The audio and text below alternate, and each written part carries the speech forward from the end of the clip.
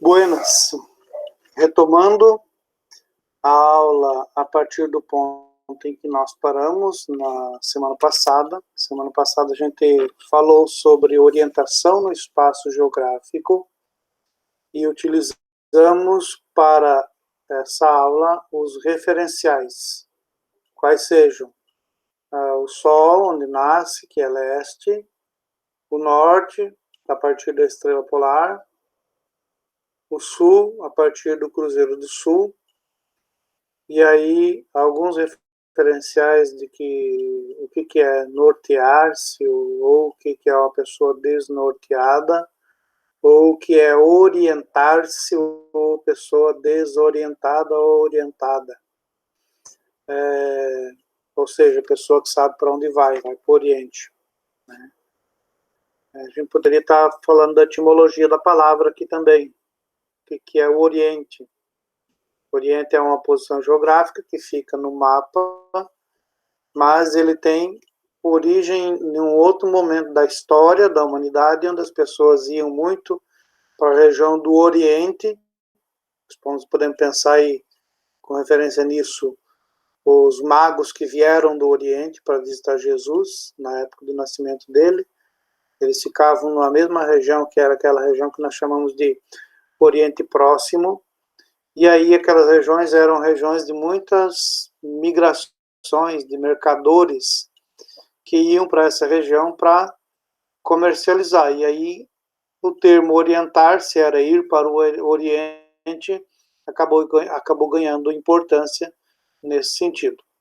Hoje nós não temos mais essa referência das grandes caravanas, mas nós temos lá no Oriente ainda o petróleo, que é um motivo de ocupação no espaço. Mas isso é motivo e assunto para outro momento, uma outra aula, muito mais provavelmente lá no 9º ano, vocês verão isso com maior profundidade. Por hora, vamos ficar com a orientação no espaço geográfico. Hoje, para nós falarmos sobre orientação no espaço geográfico, eu vou partir de uma exposição de uma série de slides que nós temos, e depois dessa série de slides nós vamos tentar explorar o assunto a partir do site do Google Earth. Primeiro vamos então à orientação no espaço geográfico e como é que ela se dá. Então vamos para essa apresentação.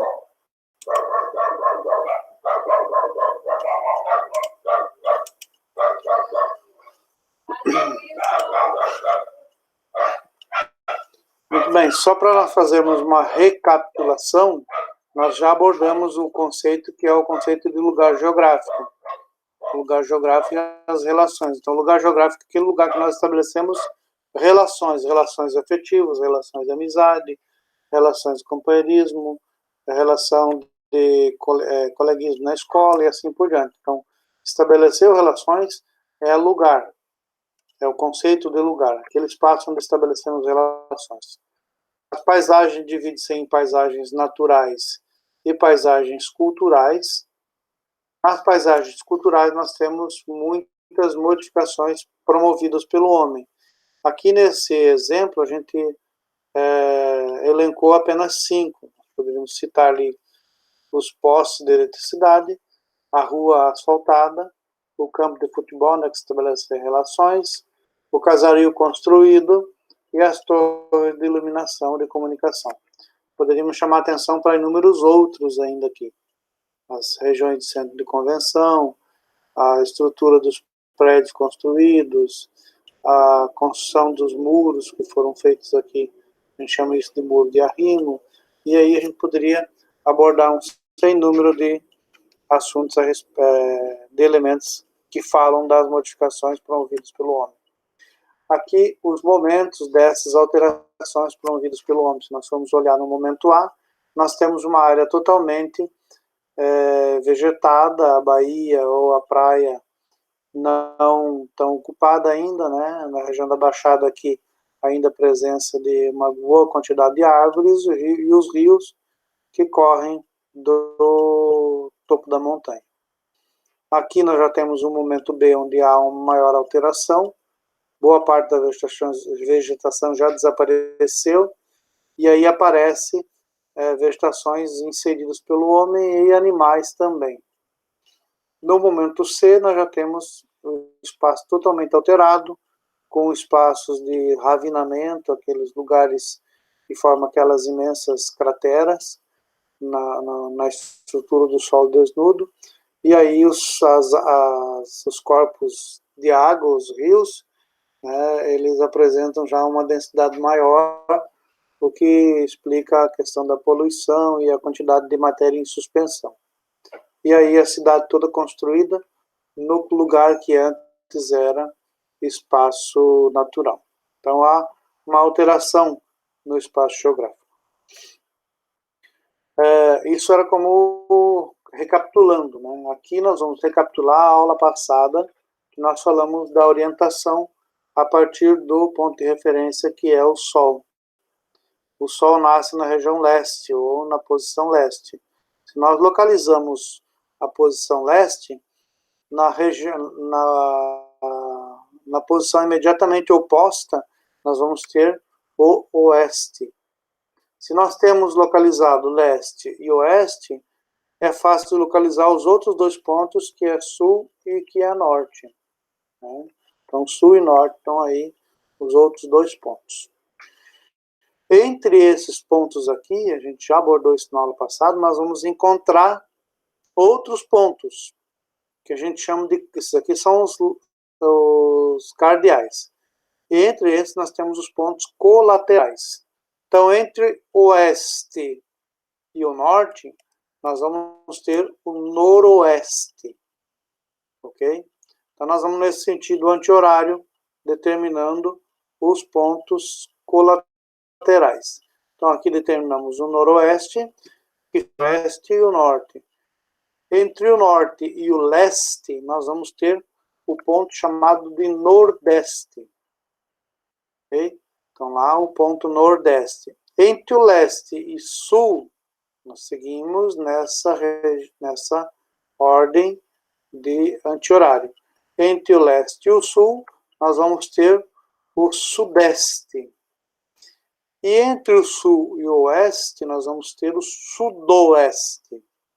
Então, daí o que nós poderíamos, olhando para esse desenho, que é uma proposta de um mini espaço definido aí. Nós temos lá o supermercado, a praça central, a padaria, a farmácia, a frutaria, os lojas de imóveis, loja X, a região do Lavacar e uma pizzaria. Então, a gente pode afirmar que o Lavacar está ao sul da praça central, enquanto que as frutas ou a frutaria estaria ao norte dessa praça central, utilizando a praça como referência. Aí a padaria estaria a oeste e o supermercado estaria a leste. Agora, se a gente mudar a referência, vamos imaginar, aqui nós temos a frutaria que está ao norte da praça central. Se a gente utilizar outra referência, por exemplo, a loja de imóveis, a frutaria não está mais ao norte, a frutaria agora estaria a oeste. Então, quando a gente muda a referência, muda também a nossa posição geográfica. Então, a nossa posição é relativa de acordo com os pontos de referência que nós utilizarmos.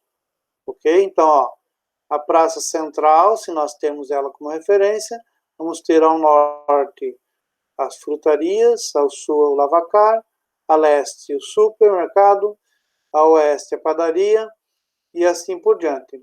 Poderíamos ainda pôr os pontos colaterais, utilizando como referência a praça central, a farmácia está no noroeste, a loja de imóveis está no nordeste, a loja X está sudeste e a pizzaria estaria sudoeste. Então, dependendo da referência que nós utilizamos, nós vamos ter uma determinada posição geográfica. Ok? Então, essa era a recapitulação da aula passada que nós trabalhamos. Isso também está lá no livro didático de vocês. Agora nós vamos abordar um outro conceito que é também de extrema importância para a georientação, de um outro ponto, outros pontos de referência, que nesse caso que nós vamos utilizar é o Google Earth, que é um programa que nós temos, qualquer um de vocês pode baixar esse programa e utilizá-lo, né? Então, o Google Earth é um programa bastante interessante e que a gente vai utilizar agora para essa exposição. Então, vamos ver aqui se nós conseguimos fazer a projeção do Google Earth.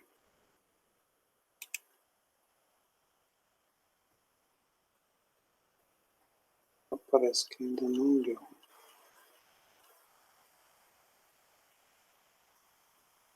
Cancela. Só um minuto, já vamos projetar ela. E aí, uma vez projetado, nós vamos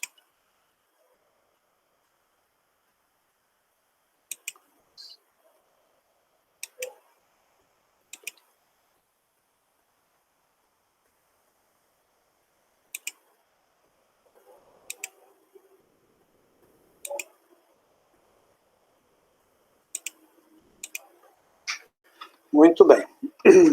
Então, nós temos na tela aí agora o programa Google Earth. Eu baixei ele aqui no meu computador para nós termos ele como referência para trabalharmos exatamente esse conceito, que é o conceito de coordenadas geográficas.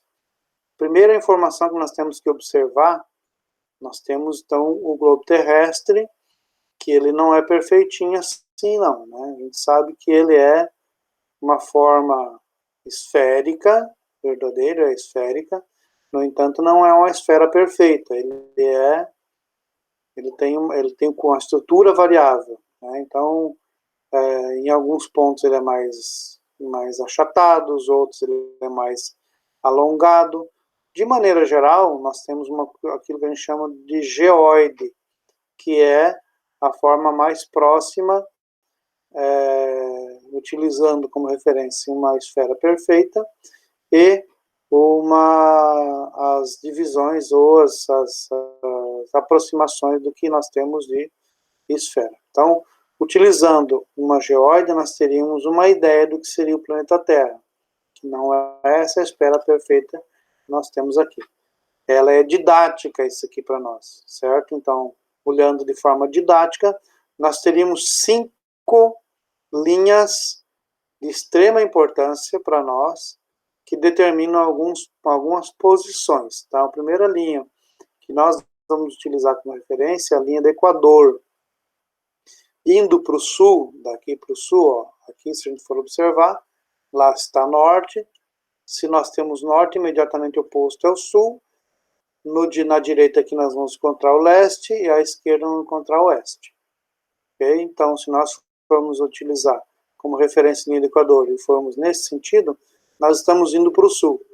A própria programa já mostra aqui para nós, sul 10 graus, sul 30 graus e assim por diante. A mesma coisa vai acontecer quando vai para o norte. Ó.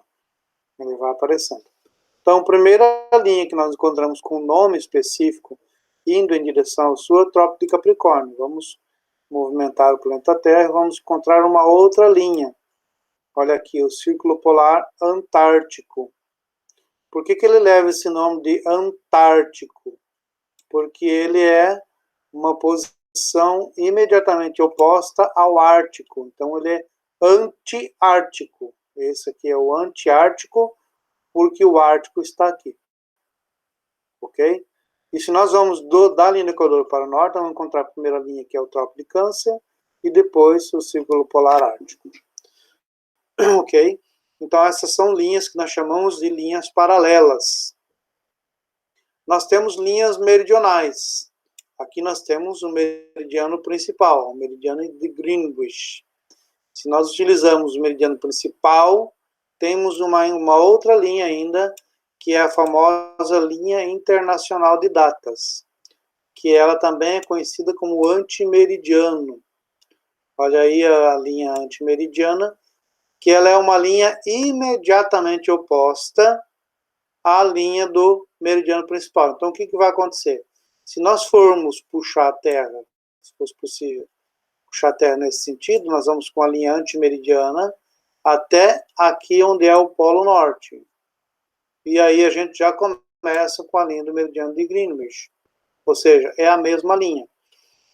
Olhando para o Polo Norte, nós vamos ver que todas as linhas meridionais são concêntricas. Elas todas vão fechar aqui no centro do Ártico ou no centro do Antiártico. Olha aqui, ó, também acontece a mesma coisa no Antiártico, ou seja, todas essas linhas são concêntricas e se encontram aí nesse ponto. O que não acontece com as linhas do Círculo Polar Antártico, linha do Trópico de Capricórnio, linha do Equador ou do Trópico de Câncer. Por quê? Porque elas são linhas paralelas. Linhas paralelas não se cruzam, elas não se encontram. Ok? Então, isso para nós entendermos a questão das linhas definidas nesse programa que nós chamamos de Google Earth. Esse programa Google Earth, ele é interessante porque ele traz para nós uma série de afirmações, né? E nós fomos observar, nós temos inúmeras linhas demarcadas no planeta, de maneira geral, e cada uma dessas linhas, elas tem uma importância muito grande para a geografia. Por quê? Porque onde nós temos duas linhas se cruzando, nós temos um ponto localizado. Vamos pensar num ponto específico aqui. Linha do Equador e linha do Círculo Polar Ártico. Onde as duas se cruzam é o ponto zero. Onde as duas se cruzam, nós vamos ter o ponto zero. Essas duas linhas, elas são duas linhas de referência. Por que elas são duas linhas de referência? Porque é a partir delas que nós localizamos os outros pontos no planeta Terra como um todo. Parou de funcionar o Google Earth, eu vou só dar um stop na gravação e depois eu retomo essa gravação do ponto a partir do momento em que ela voltar a funcionar.